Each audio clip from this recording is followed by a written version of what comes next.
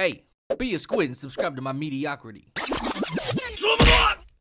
Okay, how's it going, everybody? Today we're going to be discussing the Death Stranding review bombs. It's been weird because I've been following Death Stranding for a little bit. I didn't read too much into the reviews other than what I could because there were spoilers and I did not want to spoil anything, nor did I want to bring anything to you guys that might spoil it for you as well. But Death Stranding is a little bit away now and we're getting closer to the release date, which, you know, IGN and all these other review companies and review websites, listen, they're jokes. Like, they're genuinely jokes. And this is coming from a person that has made review mistakes myself. I'm trash at reviews. I try my best. I put in the hours and everything like that, and I try and do my unbiased reviews, but sometimes it just comes out wrong. I still have to get better at, you know, presentation and whatnot. I'm still, you know, learning how to do that, and it's a struggle, but I have made mistakes. Believe me, I've made mistakes, and I've joked about them before, like that one time that I compared Ark Survival Evolved to Monster Hunter, which, you know, that was dumb considering I had never played Monster Hunter ever. So yeah,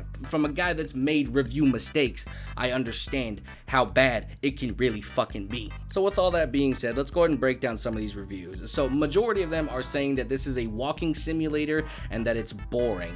Now, to kind of argue those points, Hideo Kojima has never advertised this game as an action-based type game. It seems more of like an adventure type exploration game. And keep in mind, that's just me still speculating because I have not played the game. I've only seen the trailers and a little bit of gameplay, so that's, again, up in the air speculation. But from what they've said, when they say walking simulator, that sounds like a complete bias thing that you're trying to make walking sound negative. You know what I mean? Like, you walk in every video game. Yeah, I could describe The Division as a walking simulator because once you pick up a mission, you have to walk to the point, and sometimes it can be really far. Sure, you can fast travel, but either way, you still have to walk. You could describe Greedfall as a walking simulator, even though there's a lot of in-depth, you know, dialogue and whatnot. Same thing with the Outer Worlds, like, you know what I mean? Like, walking simulator, that doesn't describe anything. You walk in 90% of video games. That you can't say that.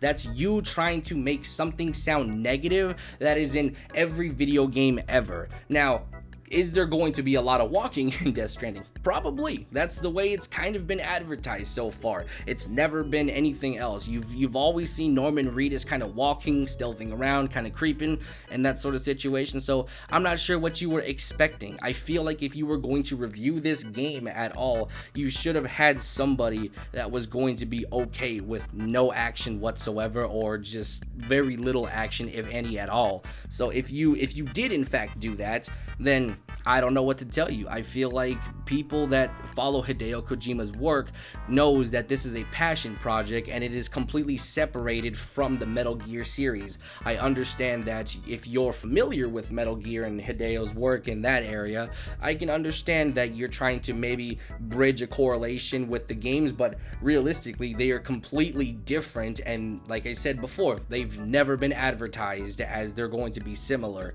So you need to separate and get rid of that notion that Metal Gear is dead in the water and is not coming back, and it's not going to be revived in Death Stranding. So if that's what you were expecting, and just because it was Hideo Kojima, you're sadly mistaken. Hideo Kojima is an artist. He's a person that has an imagination like no other. He tells stories like a maniac. This dude is, it's like some of his games is just straight meth. Like, it's just confusion and just crazy. If you can tell me how Metal Gear makes any kind of sense with some kind of weird correlation and a full timeline where it all adds up that doesn't tie into nanomachines, hey, fine by me, I guess. But overall, it's a confusing franchise, and that's going to be probably Death Stranding. That's the only correlation you're going to get from Metal Gear to Death Stranding, is that it's going to be a confusing but wonderful experience, and that's the only thing you're going to get out of it. Now, once again, aside from the walking simulator part, they also use the term boring. Once again, that is completely subjective. That is absolutely subjective. I do my my best not to be that, type of person where it's subjective. Whenever I dislike a game, or whenever I, think a game is good but it's not for me, I make sure I let that be known, because, if I don't like let's say Greedfall, for example. I liked Greedfall for sure. It was a good game, but it definitely was boring to me at a lot of the parts, because it was more of, diplomacy and more of an adventure type game. The action was very rare, and when it did happen, it wasn't exactly the most enthusiastic flair type combat. It was kind of quick and easy and to the point, which not necessarily bad, but I was kind of expecting a little bit more from this type of, the way they advertise it. It seemed like there was going to be a lot of, fighting, and there was going to be more explosions and just kind of more of explosive combat, is I guess what I'm trying to say, but it wasn't exactly like that, which, again, not bad whatsoever. It just wasn't what I was expecting, and it wasn't for me, but I didn't deem the game bad. I actually said it was very good, and the story was great. The voice acting was 10 out of 10, and that's, I kept it and tried to not, make everything subjective to my opinions, and I was trying to do it from the perspective of a person that would actually enjoy this style of game. And IGN's review of Death Stranding, it just seems like opinionated garbage that really should have been kind of worked on, definitely, and it's not something that should have been put out into the universe, especially when the other people in the universe haven't even played the game yet, so not great. Now, the next piece of garbage that I want to talk about is this other website that I forgot the name of, but it doesn't matter. They don't need the clout. They gave Death Stranding a 3.5. Now, I want you to keep that number in mind, right?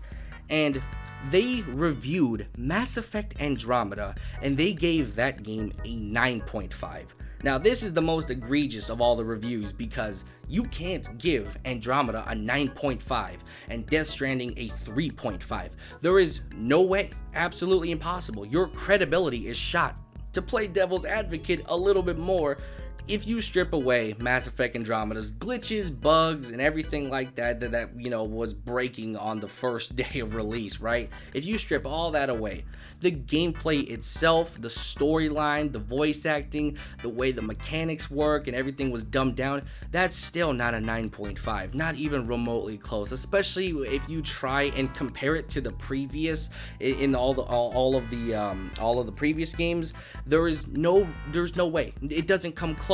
It does not come close, especially in the storytelling area. The voice acting is uninspired, the characters are unrelated or unrelatable. It's just an absolute disaster, and the combat was dumbed down to such a level that it wasn't even interesting anymore. If we want to talk about the pinnacle, I think 2 and 3 were probably the top of the top. 1 was pretty good, obviously, but it needed to strip away a lot of garbage, and 2 kind of added to that, and I think 3 might be my favorite of all of them because of the addition of multiplayer, as well as I thought the story was actually pretty good. There's so much beauty from 1 through 3, and then you get to Andromeda and you're like, what is this? It's just a mess. It's a genuine mess.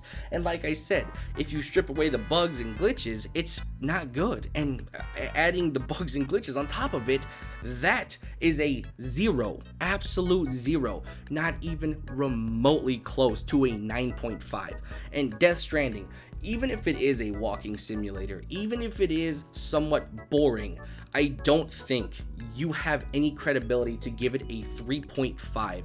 Once again, subjective, completely subjective, and you have no right. You can't review after giving Andromeda a 9.5. Your just credibility is absolutely I can't, this is hurting my brain. It really is. I'm melting on the inside right now. Now, I know it sounds like I'm shitting on all these reviewers, which, I don't think any of you really care about all that, honestly, but there are bits and pieces of information that they are actually giving that is pretty useful. Like in one of the reviews, they were saying that this, they called it a walking simulator, of course, but on top of that, they added that with the engine that they use, they just added a bunch of just cinematic, focus, and the gameplay is not as prominent, of course, but there's a great soundtrack. The cinematic, feel of the game is 10 out of 10, and that tells me that this game is meant to be more of this kind of like experience rather than, you know, shoot 'em up or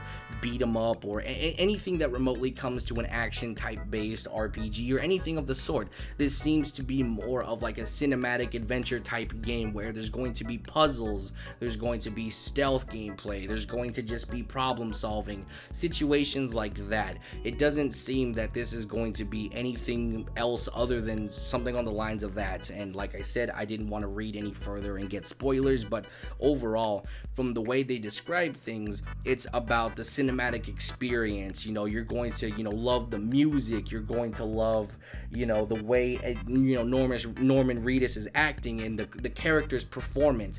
That's what you're going to be playing for. You're not going to be looking for action or anything like that. So it's just hard to take this seriously whenever, you know, you give Andromeda a 9.5 and then 3.5 for an actually good game that is going to give you amazing production value and it's going to deliver on what it's been promised. You've never been promised action. You've been promised an experience, and that's what you should keep in mind. But anyway, that's kind of it for my ranty rant type of situation here, but I will talk to you guys tomorrow. Let me know what you guys think about Death Stranding. Bye-bye.